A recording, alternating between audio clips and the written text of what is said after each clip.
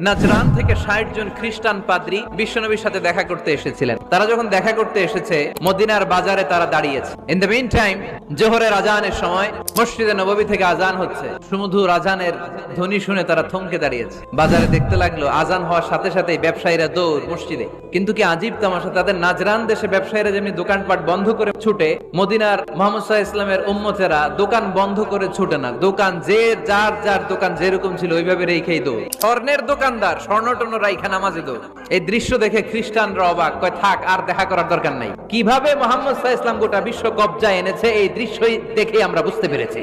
তারপরে অনেকে বললো এত দূর থেকে এসেছি, মিটিংটা করে যাই। জোহরের নামাজের পর তাদের দূত যেয়ে বলল খ্রিস্টান পাদ্রী এসেছে ৬০ জন, দেখা করতে চায়। বিশ্বনবী বিপাকে পড়ে গেলেন, হায় হায় কই বসতে দিব, আমার তো তাদের মতো রাজপ্রাসাদ নাই।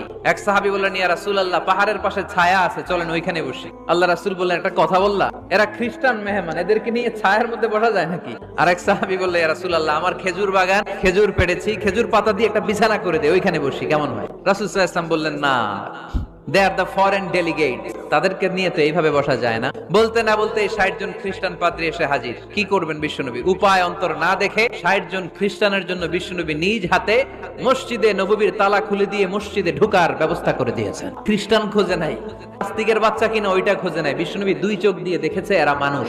আমরা মানুষকে মানুষ হিসেবে কনসিডার করি না, খালি ভাগাভাগি, তুই আওয়ামী লীগ, তুই বিএনপি, তুই ভারতপন্থী আর তুই পাকিস্তানপন্থী, আমরা বাংলাদেশপন্থী।